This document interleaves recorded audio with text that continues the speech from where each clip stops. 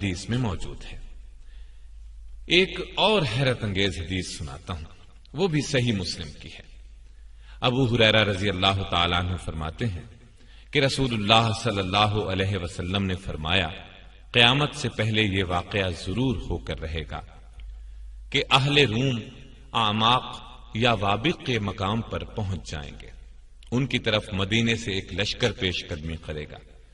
وہ اس زمانے کے بہترین لوگوں پر مشتمل ہوگا۔ جب دونوں لشکر آمنے سامنے صف بستہ ہوں گے تو رومی کہیں گے، ہمارے جو آدمی قید کیے گئے ہیں اور جو اب مسلمان ہو چکے ہیں، انہیں اور ہمیں تنہا چھوڑ دو، ہم ان سے جنگ کریں گے۔ مسلمان کہیں گے، نہیں، اللہ کی قسم، ہم اپنے بھائیوں کو ہرگز تمہارے حوالے نہیں کریں گے۔ اس پر وہ ان سے جنگ کریں گے۔ ان میں سے 1/3 مسلمان بھاگ کھڑے ہوں گے، جن کی توبہ اللہ تعالیٰ کبھی قبول نہیں کریں گے، یعنی ان کو توبہ کی توفیق بھی نہیں ہوگی۔ اور 1/3 مسلمان قتل ہو جائیں گے، جو اللہ کے نزدیک افضل ترین شہداء ہوں گے۔ باقی 1/3 مسلمان فتح حاصل کر لیں گے۔ اس کا نتیجہ یہ ہوگا کہ یہ لوگ آئندہ کے لیے ہر فتنے سے محفوظ ہو جائیں گے۔ اس کے بعد جلد ہی یہ لوگ قسطنطینیہ فتح کر لیں گے۔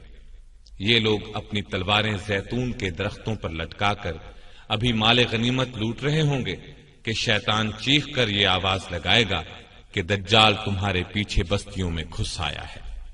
یہ سنتے ہی یہ لشکر دجال کا مقابلہ کرنے کے لیے قسطنطینیہ سے روانہ ہو جائے گا۔ اور یہ خبر اگرچہ غلط ہوگی، لیکن جب یہ لوگ شام پہنچیں گے تو دجال واقعی نکل آئے گا۔ ابھی مسلمان جنگ کی تیاری اور صفیں درست کرنے ہی میں مشغول ہوں گے کہ نماز فجر کی اقامت ہو جائے گی، اور فوراً ہی عیسیٰ ابن مریم علیہ السلام آسمان سے نازل ہو جائیں گے اور مسلمانوں کے امیر کو ان کی امامت کا حکم فرمائیں گے۔ اللہ کا دشمن دجال جب عیسیٰ علیہ السلام کو دیکھے گا تو اس طرح گھلنے لگے گا جس طرح نمک پانی میں گھلتا ہے۔ چنانچہ اگر وہ اس کو قتل نہ کرے تب بھی وہ گھل گھل کر ہلاک ہو جائے، لیکن اللہ اسے ان کے ہاتھوں سے قتل کرائے گا، اور وہ لوگوں کو اپنے حربے پر اس کا خون لگا ہوا دکھائیں گے۔ قاسم صاحب، اب میں آپ کو بہت سی روایات کا خلاصہ سناتا ہوں۔ نبی صلی اللہ علیہ وسلم نے فرمایا، جب دجال نکلے تو تم ثابت قدم رہنا۔ میں تمہارے سامنے اس کی وہ علامات بیان کیے دیتا ہوں جو پہلے کسی نبی نے بیان نہیں کی۔ وہ سب سے پہلے تو یہ دعویٰ کرے گا کہ میں نبی ہوں، حالانکہ میرے بعد کوئی نبی نہیں۔ پھر وہ دعویٰ کرے گا کہ میں تمہارا رب ہوں، حالانکہ تم اپنے رب کو مرنے سے پہلے نہیں دیکھ سکتے۔ مطلب یہ کہ اس کا نظر آنا ہی اس بات کی دلیل ہوگا کہ وہ رب نہیں ہے۔ دوسرے یہ کہ وہ کانا ہوگا، حالانکہ تمہارا رب کانا نہیں ہے۔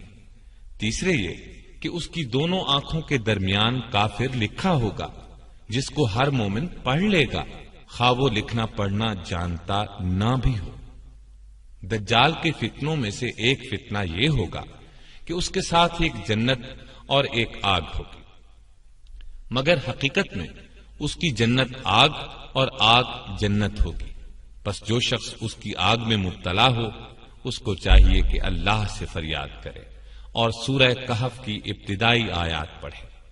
ایسا کرنے سے وہ آگ اس کے لیے اسی طرح ٹھنڈی ہو جائے گی جس طرح ابراہیم علیہ السلام پر ٹھنڈی ہوئی تھی۔ اس کا ایک فتنہ یہ ہوگا کہ وہ کسی دیہاتی سے کہے گا، اگر تیرے مردہ ماں باپ کو میں زندہ کر دوں تو کیا تو شہادت دے گا کہ میں تیرا رب ہوں؟ وہ کہے گا، ہاں، میں گواہی دوں گا۔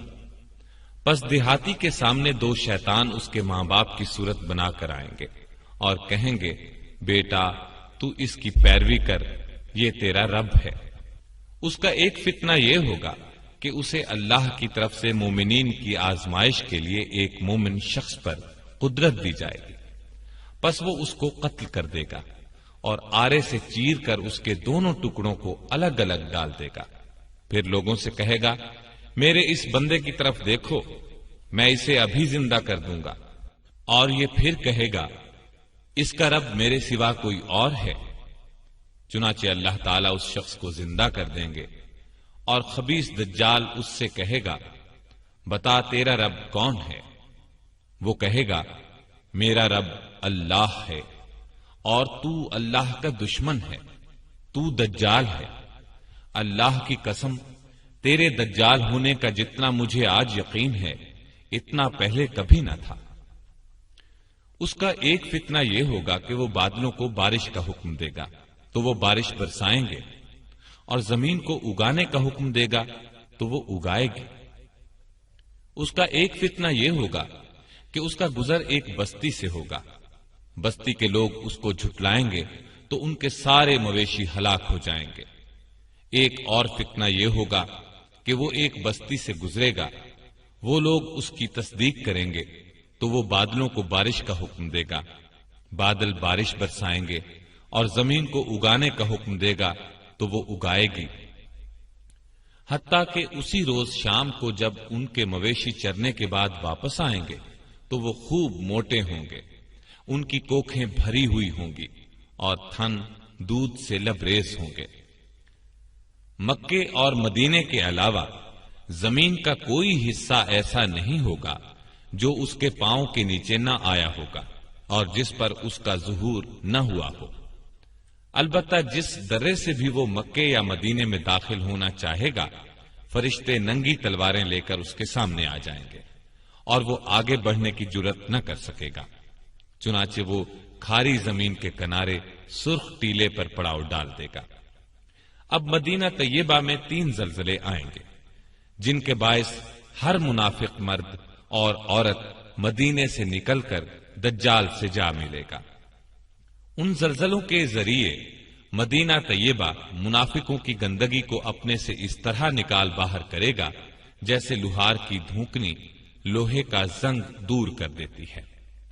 اسی لیے اس دن کو یوم نجات کہا جائے گا۔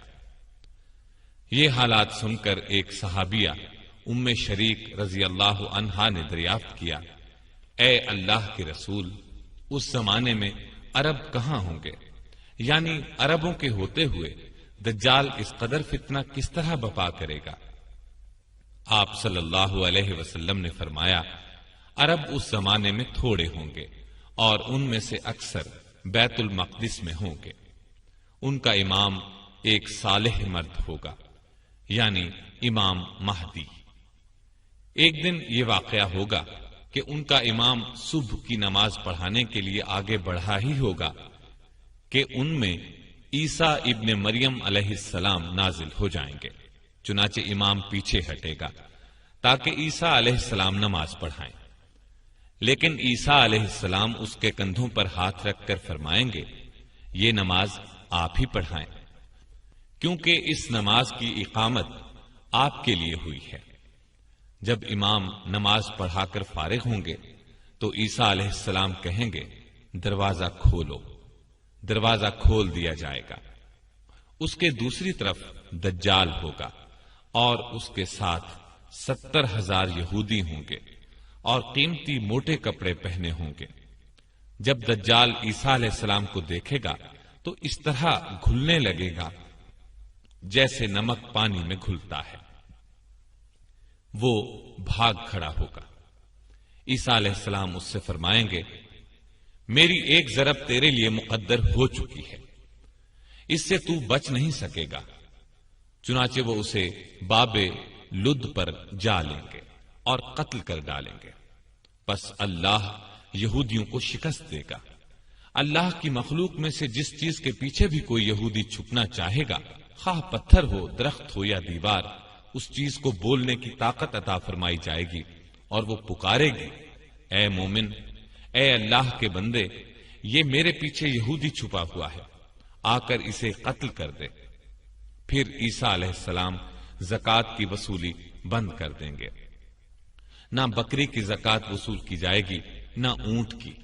اس کی وجہ یہ ہوگی کہ سب مالدار ہوں گے، کوئی زکوٰۃ لینے والا نہیں ہوگا۔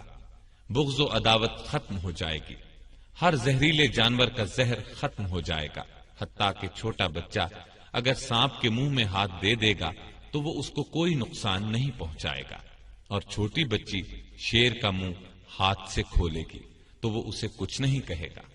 بکریوں کے ریوڑ میں بھیڑیا اس طرح رہے گا جیسے ان کی حفاظت کرنے والا کتا۔ زمین امن و امان سے بھر جائے گی جیسے برتن پانی سے بھر جاتا ہے، اور کلمہ سب کا ایک ہوگا، پس اللہ کے سوا کسی کی عبادت نہ کی جائے گی۔